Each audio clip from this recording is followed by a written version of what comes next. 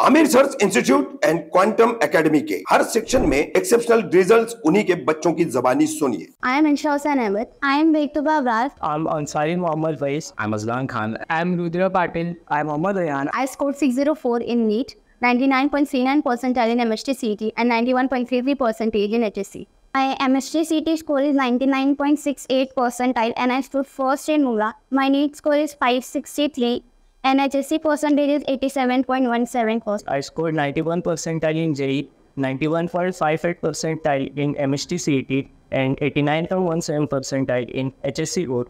And I scored 91% in 10 CBSE. And I scored 91% in ICSC board 10th result. I secured 91% in CBSE board. Panvel में गंदगी में chilli sauce और soya sauce बनाने वाली company का मनसे ने किया पर्दाफाश।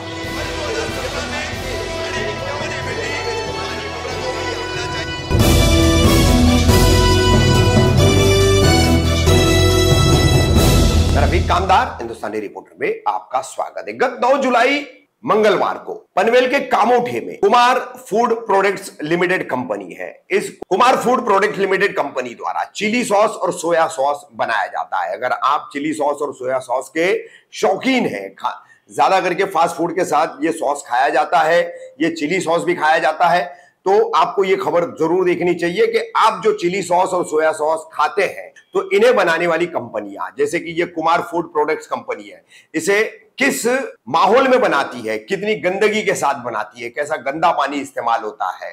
तो मनसे के कामोठे के पदाधिकारी हैं, इन्होंने इसका पर्दाफाश किया है और इस संबंध में FDA से, फूड एंड ड्रग्स अथॉरिटी से उन्होंने शिकायत भी की है। कुमार फूड प्रोडक्ट्स कंपनी का भंडाफोड़ तो मनसे ने कर दिया, लेकिन पता नहीं और कितनी ऐसी कंपनियां होगी जो इस तरह से चिली सॉस और सोया सॉस बनाती है गंदगी के साथ, और हम और आप वही खाते रहते हैं। जय महाराष्ट्र। मी समीर रघुनाथ पवार, जिल्हा संघटक जनहित विभाग अध्यक्ष पनवेल महानगर। आज आपण कामोठ्यामध्ये एक सॉस बनवण्याची कंपनी आहे, तिथे चिल्ली सॉस आणि सोया सॉस हा मोठ्या पद्धतीने उत्पादन केलं जातं आणि ते उत्पादन कितक्या निष्कृत दर्जाचं केलं जातं हे तुम्हाला दाखवण्यासाठी आम्ही इथं आलेलो आहे। चला तुम्हाला आतमध्ये तुम्हाला दाखवतो ते काय ते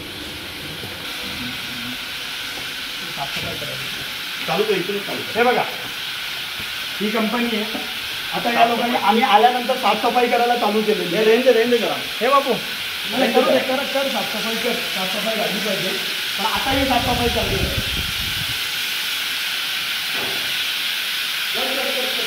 काम चालू आहे। आता सगळ्यात महत्त्वाची गोष्ट म्हणजे पाणी। तर आता तुम्हाला पाणी दाखवतो। हे पाणी सॉस बनवण्यासाठी वापरलं जातं। सगळ्यात पहिलं तुम्ही हे पाणी बघा, म्हणजे सगळ्यात महत्त्वाचा घटक असतो पाणी। तर हे पाणी बघा कोणत्या पद्धतीचं आहे। हे आमची सरकारी तुम्हाला पाणी दाखवत आहे एक ड्रममध्ये। त्या पाण्यामध्ये बघा चड्डी पण टाकलेली आहे। त्या पाण्यामध्ये चड्डी आहे, तो दुसरा विषय महत्त्वाचा राहिला। आणि त्याच्यानंतर इकडे ह्या सगळ्या गोष्टी आहेत ना, काय सरकतं माझा तर सांभाळून चालावं लागेल। आता तुम्हाला दुसरा महत्त्वाचा घटक दाखवतो, चिल्ली पावडर। ही चिल्ली पावडर आहे, याचं नाव काय, शगुन स्पाइस म्हणून ही चिल्ली पावडर आहे इथं। तर ही चिल्ली पावडर आहे ना, ही पण आता घाणेरड्या जागी ठेवलेली आहे, कोणत्याही पद्धतीचं त्याला साफसफाई नाही आहे। आणि त्याच्यानंतर दुसरा महत्त्वाचा तारीख पण याच्यावरती लिहिलेली नाही आहे, बघू शकता तुम्ही।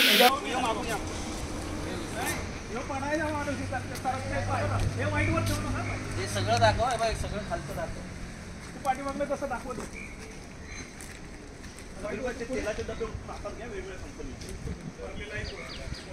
खाली दाखवू आपण, कारण ते सगळं वेगवेगळं वाईटवर पाय नको त्यातून पीकवर पाय नको पडत जिथे नूडल्स बनते ना, तिथून वरती आणि खाली येताना पण नूडल्स सारखी फिलिंग येते। तुम्हाला दाखवतो बघा इथं काय बनतंय।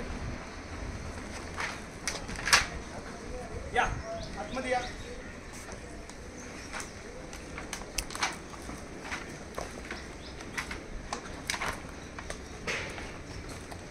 इथे बनत आहे अखंड नवी मुंबईमध्ये सप्लाय होणारी सगळ्या लहानांपासून ते वयोवृद्ध लोकांची फेवरेट असणारी चाऊमिन नूडल्स। या इकडे ही चाऊमिन नूडल्स कोणत्या अवस्थेत बनते, पाणी बघा। चाऊमिन नूडल्ससाठी जी पाणी वापरलं जाते ते पाणी बघा। सगळ्यात पाणी बघितलं, आता सगळ्यात महत्त्वाचा इन्ग्रेडियंट आहे जो मैदा, त्या मैद्यांवरती मास्क्या बघा, मशीन मैदा मशीन. त्यांना कोणत्याही पद्धतीचा अशी स्वच्छता असावी अशी कोणत्याही पद्धतीची त्यांनी काळजी घेतलेली नाहीये. आता अजून तुम्हाला पुढे दाखवतो. नूडल्स बघा, हे नूडल्स पण भरल्या जातात पाकिटमध्ये. हे कोणत्याही पद्धतीचा विचार करत नाही. आणि हा इकडचा बॉयलर बघा, ज्याच्यामध्ये हे बघा, हे तेल बघा, काळं काळं म्हणजे आपण इंजिन ऑइल वापरतो ना त्या पद्धतीचं तेल झालंय ते. आणि या ह्याच्यामध्येच नूडल्स फ्राय केली जाते. पुढे पुढे आहे बघा ना, दाखवा ना, पुढे आहे. आणि तेल मैदा पण दाखवा, वापरलं जातं तेही बघा. तो बघ लाटून ठेवलाय मैदा. आणि त्याच्यानंतर ही नूडल्स जी मोठ्या प्रमाणामध्ये बनवली जाते ती इथं ठेवले बघा. ही अशी नूडल्स इथं पेरून ठेवलेली आहे. त्याच्यावरती कोणत्याही पद्धतीचा स्वच्छता किंवा हायजीनचा पण त्यांनी लक्ष दिलेलं नाही. सगळी पॅकिंग होती. आणि हा पॅकिंग बघा, आतमध्ये नूडल्स तळलेत ना, ते दाखवा. इथून कंटिन्यू करू. ही पॅकिंग करायची जागा बघा कशी आहे. हे बघा, हे पॅकिंग होते इथे नूडल्स. आणि तुळवले जातात पॅकिंग. आणि ह्या नावाने ही कंपनी कार्यरत आहे. आणि हीच कंपनी फक्त कामोट्यात नव्हे तर कामोट्याच्या आजूबाजूला जे पनवेल महानगरपालिकेच्या हद्दीत जसं नवी मुंबईमध्ये किंवा खारघर वाशीपर्यंत ह्यांचा माल जातो. आणि ह्या पद्धतीचा माल आपण खातोय, मग ह्याच्याने आपल्या जीवाला किती धोका निर्माण होईल आपण विचार केला पाहिजे. आणि अशा पद्धतीची गोष्ट असून देखील कोणत्याही पद्धतीची कारवाई अद्याप यांच्यावर झाली नाही, हे आश्चर्यकारक आहे. आणि ही कंपनी आजची नाही आहे, फार वर्ष झाली या कंपनीला. आम्हाला हे जी आज तक्रार आल्यानंतर लगेच आम्ही इथं धाव घेतलेलं आहे. आणि प्रत्यक्षात आल्यानंतर हा चित्र म्हणजे भयान चित्र आहे. खाण्यामुळे जबाबदार कोणाला धरायचं, प्रशासनाला जबाबदार धरायचं, प्रशासनाला जबाबदार धरायचं, पनवेल महानगरपालिकेला जबाबदार धरायचं का अजून कोणाला जबाबदार धरायचं, की स्थानिक काही लोकांना जबाबदार धरायचं. तर हे बघा, हा तेलाचा डब्बा आहे. हा तेल ह्याच्यामध्ये भरलेला आहे. वेगवेगळ्या कंपनीच्या तेलाचे डब्बे आहेत इथे. एक मिनिट, म्हणजे तुम्ही कंपनी बघू शकता. इंडिपेंडन्स ऑइल, त्याच्या खाली केपी ऑइल्स, इथं तुम्ही बघू शकता स्टार रिफाईन. म्हणजे वेगवेगळ्या पद्धतीचं कंपनीचं तेल यूज केलं जातं आणि ते आपण खातो. आपण आजच्या घडीला हे बघा, हा मैदा ठेवलेला आहे. आणि ह्याच्यावरती पहिला माशी याचा आस्वाद घेते, मग माणूस घेतोय. मग त्याच्याने आपल्या तब्येतीला किती चांगली गोष्ट घडेल.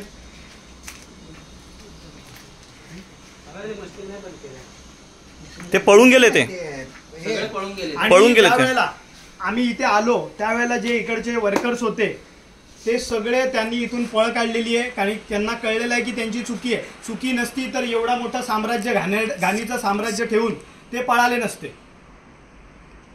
तर ते गुन्हेगार आहेत म्हणून ते इथून पळ काढलेला आहे त्यांनी.